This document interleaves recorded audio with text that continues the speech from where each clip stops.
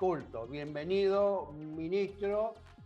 Sea usted bien recibido en esta Comisión de Relaciones Exteriores, que ha tenido el gusto de invitarlo al solo efecto de que usted venga y pueda darnos un informe de cómo está el panorama, originalmente, naturalmente, de la situación de la pandemia mundial y de la situación por la que atravesamos. Es un gusto recibir al ministro, como en todas las reuniones que se están haciendo virtuales.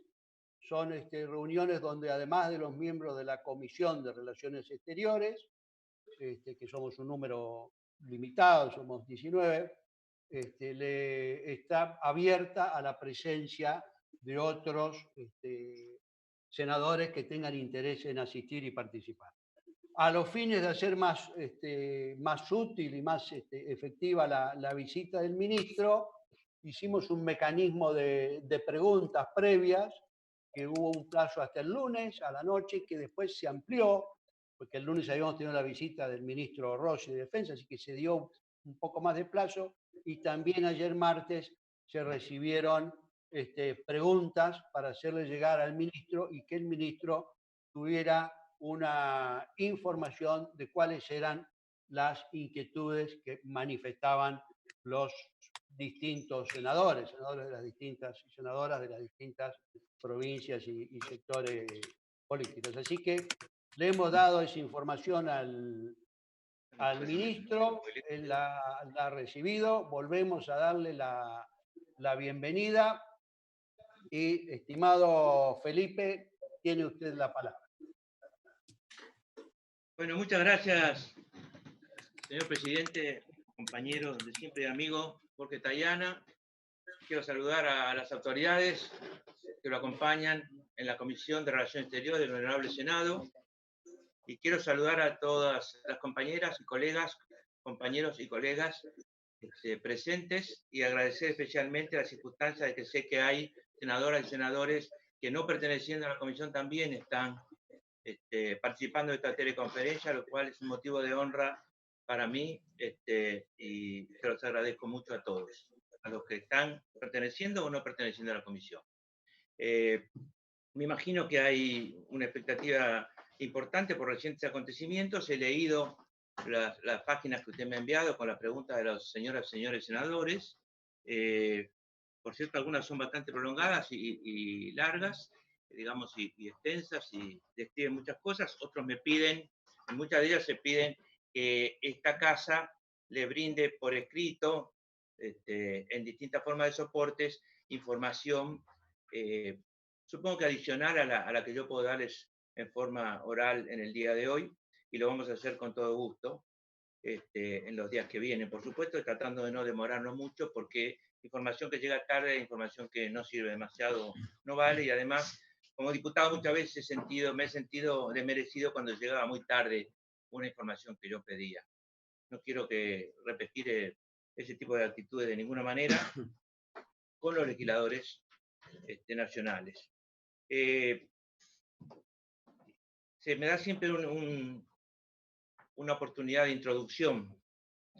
La introducción que quiero hacerles no es original ni novedosa, es la realidad que vivimos. Es cómo actuar en la Cancillería Argentina, rodeado de mis colaboradores, que después les voy a presentar, en el medio de una pandemia, hecho absolutamente inesperado para la gente de mi generación y de la generación, que es la generación de Jorge Tayana, y las generaciones que nos siguen, que en general son las que integran el Senado y diputados y las que actúan en política. En general, con excepciones, suelen ser menores que nosotros. Pero así todo, ninguno ha vivido, me parece, salvo un recuerdo lejano que tengo de la poliomielitis infantil en el año 56, en el que las clases se retrasaron 2 meses para las escuelas primarias. El impacto fue importante, pero mucho menor que el actual. El actual es un impacto, además, ampliado absolutamente porque vivimos en otro mundo, con otras comunicaciones, y por lo tanto la pandemia es un hecho sanitario, es un hecho social y es un hecho cultural también. La reclusión en nuestros hogares, el aislamiento preventivo, social y obligatorio, que por cierto podía ser novedoso al principio, resulta en este momento un hecho, digamos, duro, tedioso y, digamos, un hecho que se sufre en general en las casas, se sufre no poder ver a familiares, se sufre no poder ver amigos, se sufre. Es decir, que más allá de lo inédito, a esta altura, después de unos 40 y pico de días, estamos en esa situación todos. En esta casa hay unos 30 personas ligadas a la conducción que me acompañan. Digamos, hay algunos que son mayores, otra mayoría son menores que yo, pero en general hemos tenido siempre unas 30 personas permanentes, el resto de la casa está vacía, como casi todos los ministerios, toda la administración pública, nacional y provincial y municipales, y seguimos trabajando. Y tenemos la suerte, por un lado, como creo que tienen ustedes, de poder circular cuando es necesario, con algunas restricciones, obviamente, y al mismo tiempo la obligación obvia de trabajar. Que en el caso de ustedes sé que la han buscado de distintas maneras y posiblemente la hayan encontrado con un reciente fallo de la Corte, cosa que me alegra mucho por ustedes y por todos nosotros y por el país. Me acompaña el secretario de Relaciones Exteriores, Pablo Tetamanti. Me acompaña el secretario de Relaciones Económicas Internacionales, que es como el secretario de Comercio Exterior de la Nación, Jorge Neme. Me acompaña el secretario de Malvinas, Antártida Atlántico Sur, Daniel Firmus. Me acompaña el secretario de Coordinación, Martín Yáñez, el de la Casa.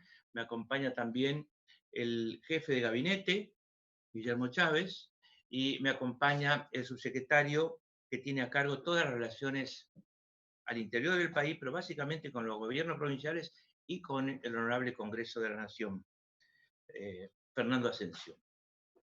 También están algunos asesores, el director general de administración, etcétera, porque pueden surgir necesidades de datos por parte de ustedes. Quiero decir que estamos acá básicamente para dar datos.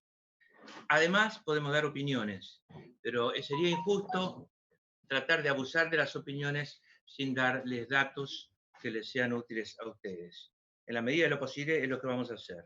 Tanto en lo que refiere a la actuación de la Cancillería, pasada, presente y futura, tan necesaria en la cuestión COVID-19, como en la problemática del Mercosur, que es la otra gran fuente de preguntas de los señoras senadoras.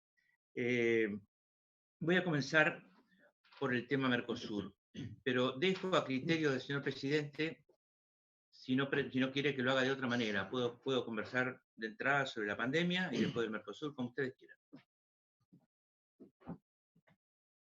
Creo que canciller, como usted sienta que es más cómodo y más fácil. Yo sé que la primera parte va a ser unos datos más firmes sobre el tema de los varados. Quizás el tema Mercosur sea un tema más que pueda ser más opinable con los datos, pero como a usted le resulte más cómodo. Quiero sí recordarle a los distintos senadores y senadoras que en general tenemos un plazo de 2 horas, así que luego de las palabras del canciller haremos una ronda de preguntas en donde cuanto más personas se anoten hay que tener más capacidad de síntesis, más brevedad. Finalmente habrá un cierre y unas palabras finales para el...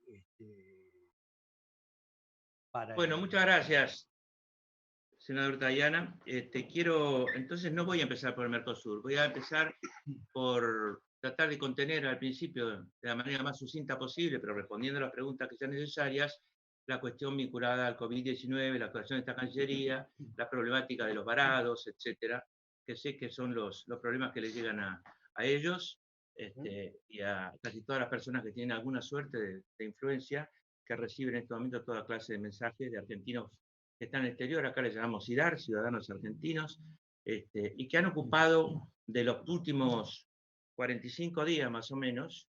Yo diría que esto empezó para nosotros el 12 de marzo.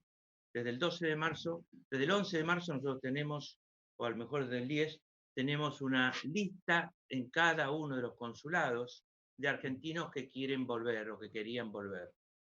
Esa lista fue ordenada por mí concretamente en cuanto empezó el problema y pedí que se hiciera en estricto orden de vencimiento del pasaje que tenían cada uno de ellos, teniendo en cuenta cualquier tipo de pasaje, en cualquier tipo de aerolínea, un pasaje que llegara hasta Ezeiza o hasta la Argentina, digamos. El estricto orden era porque los que tenían un pasaje para el 13 de marzo, 14 de marzo, tenían derecho a viajar primero que los que tenían un pasaje para abril o para mayo. Obviamente. Los cónsules de casi todos los lugares donde había ciudadanos argentinos, de 15 o 20 ciudadanos para arriba, ya hicieron esas listas que las tenían en confección a mediados de marzo. ¿Cómo hicimos esas listas? En primer lugar, con todos aquellos que se vinculaban con el consulado en la ciudad de origen, en la ciudad donde estaban. En segundo lugar, con todos aquellos que llamaron a un 0800 que habilitamos con unas cuantas líneas rotativas en el Palacio San Martín, y que duró más o menos 10, 12 días creo. La cantidad de llamados fue enorme. Por ejemplo, llegamos a los 60.000 WhatsApp respondidos y en llamadas superamos esa cifra. En todos los casos no respondía una voz, sino una voz grabada, sino una persona concreta. Y en todos los casos lo que tuvimos fueron voluntarios del servicio exterior, sobre todo de los grados más nuevos, secretarios de segunda, primera, tercera, algunos consejeros, etcétera, algunos en ese momento con menos experiencia a raíz de la forma en que se trabajaba, se contagiaron de COVID, por suerte fueron muy pocos, 1 o 2, y esos trabajaron unos 12 días. Entonces, juntábamos todos los pedidos que llegaban por teléfono o por WhatsApp con todos los pedidos que llegaban a los consulados, y de ahí salió una lista común. En muchos casos estaban repetidos, pero salió una lista más sólida, porque tenía varias fuentes. Creo que había una tercera fuente que me pueden ayudar, ¿no? Claro, los que entraban en la página del Ministerio de Cancillería. Con esos 3 elementos hicimos las listas que estaban en poder de cada cónsul. Esas listas eran para que en los vuelos se estableciera la prioridad de esa manera. Adicionalmente se les dijo a los cónsules que ellos tenían, según su criterio, que separar a los CIDARS, a los ciudadanos argentinos en el exterior, en 2 tipos de clases. Las personas normales, comunes, que tenían ansiedad por volver, y las personas vulnerables. Se podía ser vulnerable por edad, se podía ser vulnerable por edad y estar enfermo, se podía ser vulnerable por estar enfermo y tener dependencia de medicamentos, y en algún momento dado carecer de esos medicamentos, se podía ser vulnerable por razones enfermo físicas o psíquicas, se podía ser vulnerable también por estar en una situación económica o familiar que los transformara en tal. En lugar de darles reglas sobre qué era una persona vulnerable, les dijimos el criterio de ustedes, porque de lejos es fácil hacer reglas, de cerca se ve y se intuye quién es vulnerable y quién no, a riesgo, obviamente, de ser arbitrario o de ser demasiado subjetivo. Pero confiamos en los cónsules y su preparación para eso. Los vulnerables fueron más o menos entre el 25 y el 28% del total de los ciudadanos. Después vino la prohibición de vuelos regulares, de vuelos de rutina, de llegada a la Argentina, el 17 de marzo, de las 0 horas al 17 de marzo. Y a partir de ahí se estableció que los vuelos que iban a llegar a la Argentina iban a ser aquellos llamados humanitarios, no siempre humanitarios, después voy a explicar, que solicitaran el permiso para hacerlo, y se comenzó a establecer un protocolo en el que intervenían los ministerios del Interior a través de Migraciones, el Ministerio de Seguridad, por obvias razones, el Ministerio de Salud, que es el ministerio clave, el más importante en términos de la decisión final, y el Ministerio de Defensa y la Cancillería, esta Cancillería. Todos ellos integramos una mesa en la cual se fue construyendo un protocolo para el acceso de ciudadanos fuera por vía aérea o por vía terrestre a nuestro país. Después vino la prohibición de ingreso de ciudadanos extranjeros y solo se permitió el ingreso condicionado de ciudadanos argentinos o residentes en la Argentina, aunque no lo fueran. ¿Condicionado por qué? Por el protocolo mismo.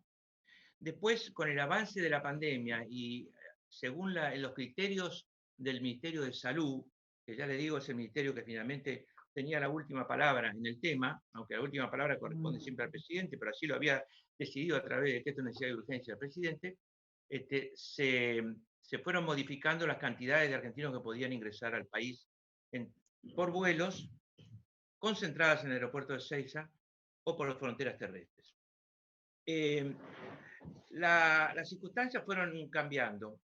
Quiero decir en este momento que en el momento que el presidente decidió que se restringía el ingreso de argentinos parcialmente y que se restringían los vuelos, en buena medida, también decidió que hubiera un programa de protección a los argentinos en el exterior. Y nosotros hicimos una resolución que está citada por los señores senadores en sus preguntas, que es la 62, donde establecimos cómo era el programa. Ese programa también es manejado por los cónsules y o embajadores, según corresponda. Hay varios países con los que tenemos la problemática de los varados y hemos trabajado mucho con ellos, en donde no tenemos embajadores en este momento, o porque ha estado el Congreso parado y no tienen acuerdo, o porque todavía no han llegado a acuerdo, o en tercer caso, algunos firmados y otros por firmarse como tal. En general nos hemos movido con países que no estaban con embajadores. Entonces los cónsules pasaron, su agregado de negocio y los cónsules pasaron a ser elementos importantes. Ese programa, sobre el cual tengo las cifras acá, es un programa que hemos manejado con toda la prudencia posible, pero con digamos, con el criterio y la mentalidad de que cada día adicional que pasa un ciudadano que está varado en el exterior y no puede volver, es un día, digamos, se encarece el programa y nosotros estamos dispuestos a que el programa se encarezca, estamos preparados para eso. Hemos sido prudentes al principio, pero no vamos a dejar que ningún argentino caiga en una situación de desamparo. Estas cifras están acá, obviamente. Es interesante darlas cuando me las pidan, si me las piden solamente para calcular más o menos cuánto se ha gastado. Buena parte del gasto ha sido también en rentar charters. ¿De dónde? De aquellos lugares donde no podíamos tener vuelos regulares, porque ya no podemos tener, pero tampoco teníamos intención de volar en términos clásicos de las aerolíneas. En muchos casos fueron charters de corto trecho, como en el caso del Perú, o en el caso de Ecuador, o de Cuba. En otros casos del DF, la Ciudad de México, porque no tenemos vuelos de aerolíneas argentinas, y en algunos otros casos charters compartidos con otros países de Europa que venían de Europa hacia la Argentina. ¿Por qué? Porque nos interesaba lo que traían, a ellos les interesaba lo que se llevaban. A veces hemos compartido también con países hermanos, con países fronterizos, vecinos, en la proporción de los argentinos que venían, hemos compartido gastos de charters. Eso ha insumido alrededor de $1,5 millones.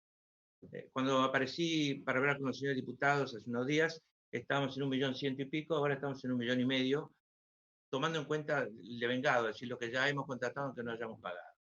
Y alrededor de, en el caso de protección a los ciudadanos, $1 millón adicional al $1,5 millones en protección a los ciudadanos.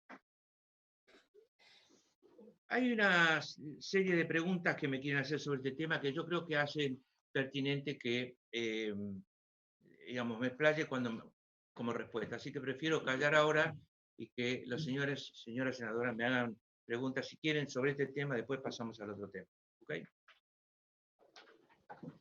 Muy bien.